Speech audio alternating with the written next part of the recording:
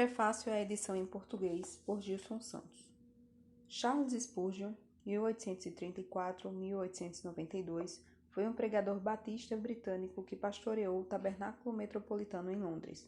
Havendo exercido um ministério muito influente em grande parte do mundo, o seu monumental trabalho, inclusive o vastíssimo material escrito, constituiu-se em um legado singular na história do cristianismo evangélico.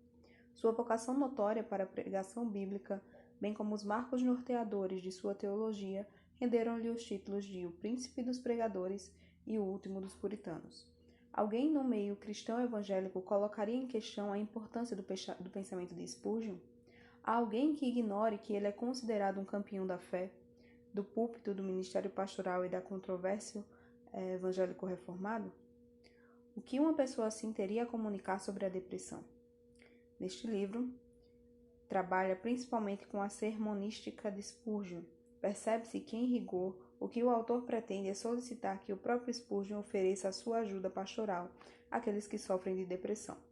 Pensar que um homem como Spurgeon lidou com este assunto tanto na experiência pessoal quanto no púlpito pode ser de imensa relevância hoje em dia, e talvez surpreendente para muitos.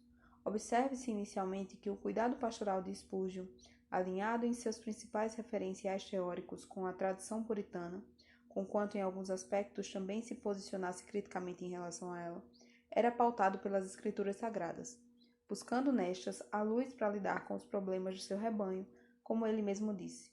Creio em uma inspiração plenária e humildemente olho para o Senhor em busca de um cumprimento plenário de cada frase que ele fez registrar. Um segundo aspecto a ser observado no cuidado pastoral de Spurgeon é o seu meticuloso esforço para encontrar o ensino das Escrituras Sagradas acerca do coração e alma humanos. Isto é, ele esforçou-se para alcançar uma compreensão bíblica daquilo que se convenciona chamar de vida interior do homem e da relação que esta possui com o comportamento exterior. Depois de Cristo, há de se duvidar que algum personagem bíblico tenha conhecido tão bem a alma humana quanto Davi. Também é de se duvidar que alguém tenha conhecido tão bem o coração de Davi quanto Spurgeon.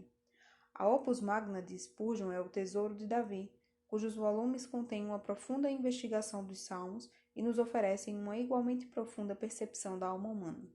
A convicção de Spurgeon era que a revelação divina que está na Bíblia não oferece apenas a verdade fidedigna e mais elevada acerca de Deus, mas também de verdadeira e mais profunda natureza humana. Desta forma, somente à luz das Escrituras o ser humano é capaz de perceber desde o começo a realidade sobre o próprio coração, em vez de ficar tateando sem rumo no escuro, ou por fim acabar em um beco sem saída. Em seu cuidado pastoral, Spurgeon procurava chegar perto do coração de sua ovelha, e no coração que o ser humano se encontra posicionado, para bem ou para o mal em relação a Deus ou aos ídolos. Foi para tal profundidade interior que ele procurou dirigir o seu cuidado pastoral. Um terceiro aspecto é que Spurgeon, submetido à luz da Escritura Sagrada, e tal como aprendia dos sábios aos tempos bíblicos, notavelmente no Antigo Testamento, também não se esquivou de observar a pessoa humana neste mundo debaixo do sol, criado por Deus e regulado por leis que ele mesmo estabeleceu, protótipos dos conselheiros encontrados no registro bíblico. Os sábios, orientados pelo princípio do temor do Senhor, observavam com discernimento e judiciosamente o mundo criado por Deus, a fim de extrair compreensões acerca da pessoa humana, inclusive em sua própria experiência, confrontando-as com a palavra normativa e autoritativa do Senhor. O sábio do Antigo Testamento é alguém distinguido por uma sabedoria que lhe dá discernimento, critério e medida, justamente por observar e refletir na Escritura e na criação, no temor e amor a Deus. Deste movimento derivava um conhecimento que não era apenas descritivo, mas também prescritivo, como se pode observar com clareza no livro de Provérbios. O leitor observará a prática de tal princípio aqui neste livro, onde Spurgeon recorre inclusive à sua experiência pessoal. Assim, afirmados os indubitáveis compromissos de Spurgeon com a Bíblia, é necessário lembrar que nem tudo o que podemos saber sobre o homem está registrado na Bíblia. A Bíblia não nos dá uma resposta concreta e específica a toda e qualquer pergunta. Neste sentido, Spurgeon, alinhado à tradição reformado-puritana, encontrava o seu ponto de partida na Bíblia e usava a luz esplêndida que a Bíblia lança sobre toda a criação a fim de adquirir mais conhecimento sobre o homem, por meio da observação, e para interagir criticamente com áreas mais específicas de pesquisa e experimentação. Ele esforçava-se para responder ao espírito e à luz da Bíblia as questões não tratadas diretamente pela Bíblia. Sua intenção era, entretanto, ser fiel à Bíblia, a saber, fiel à forma ou ensino pelo qual a Bíblia em geral se expressa, embora procurasse derivar dela o seu conhecimento mais essencial e profundo acerca do ser humano devotado, à pregação, ao ensino e à aplicação bíblica. A abordagem de Spurgeon era definitivamente aquela denominada de sola escritura, somente a Bíblia, não postulando, portanto, a abordagem geralmente conhecida como nuda escritura, a Bíblia sozinha. Desta maneira, em quarto lugar, o leitor observará neste livro que Spurgeon não estabelecia uma abordagem a prioristicamente antiética entre o seu cuidado pastoral e os estudos ou conclusões das ciências, e particularmente no assunto aqui abordado da medicina e de pesquisas psicológicas de seus dias. Nisso, mais uma vez ele se encontrava alinhado com a fé reformada, notadamente a puritana, a qual valorizou grandemente a experimentação empírica.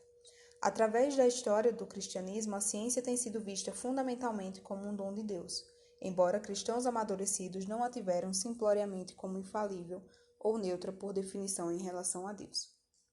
O que pode ser observado, particularmente, a partir de meados do século XIX. Assim, cristãos têm preferido uma abordagem positivamente crítica em relação à ciência, e no caso de Spurgeon, o que se vislumbra é o manejo das escrituras sagradas como a vara de medir. O que temos dito já nos permite situar assim a abordagem de Spurgeon para a depressão. Representante da clássica poêmica puritana, Spurgeon alinhava-se à tradição de muitos pregadores e escritores em seus entendimentos sobre as depressões e o senso de deserção espiritual, os quais utilizavam-se das experiências de Jó, capítulos 13, 16, 19 e 31, Asaf e Emã, bem como outros exemplos escriturísticos a fim de exemplificá-las. De um modo geral, a tradição sustentava três contextos ou categorias para as depressões. O leitor deve atentar para o fato de que Svines propõe igualmente uma tríplice categorização na primeira unidade deste livro. Isto deve ser tomado em contexto, especialmente na leitura do capítulo 8, Jesus e a depressão. Assim, por um lado, algo muito importante na abordagem de Spurgeon é que ela não reduz a depressão a uma questão de medicina. Neste ponto, porém, algo mais deve ser dito. Os conceitos de saúde e doença experimentaram com a medicina grega uma importante inflexão.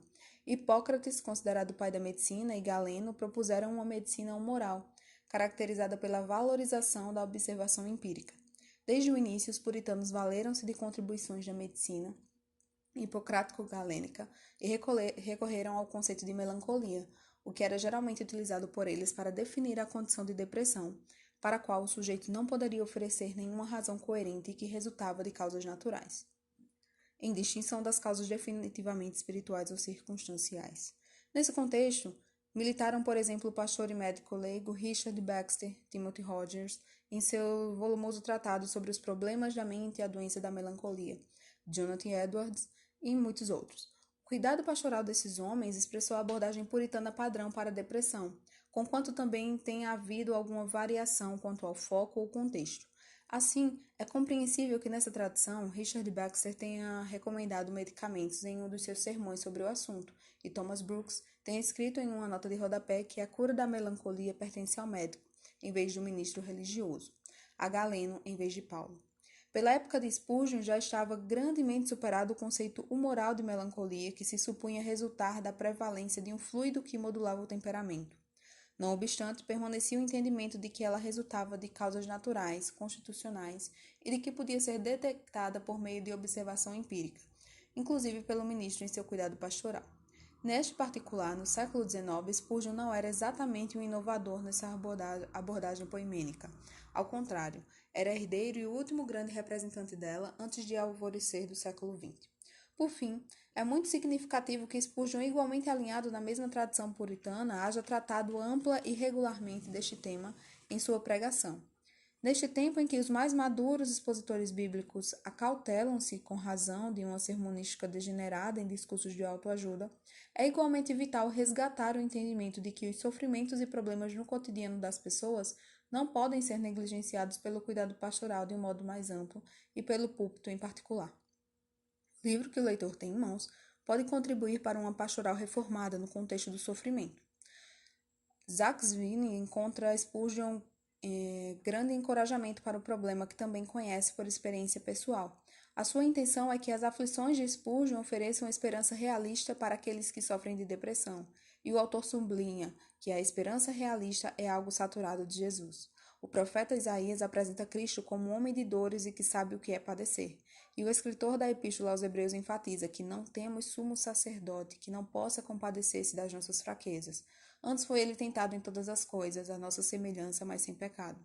Logo, naquilo que ele mesmo sofreu, tendo sido tentado, é poderoso para socorrer os que são tentados. Neste livro, o leitor encontrará a conclusão de Spurgeon de que a simpatia de Cristo com os nossos sofrimentos inclui o sofrimento mental. A pessoa que sofre de depressão pode então encontrar em Cristo um bom amigo para sua aflição, pois Cristo sabe o que é este padecer.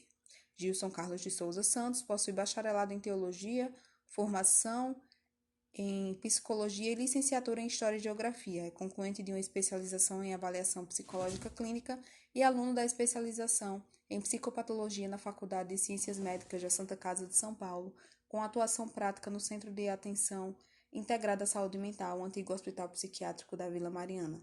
Exerce atividades pastorais desde 1987 e docentes desde 1988. Preside desde 1999 o Corpo Pastoral da Igreja Batista da Graça, em São José dos Campos, São Paulo. Integra o Conselho Administrativo do Seminário Martin Busser no Brasil, no qual leciona especialmente disciplinas na área pastoral. Eu sei pessoalmente que não há nada no mundo que o corpo físico possa sofrer, que se compare à desolação e prostração da mente. Charles Spurgeon.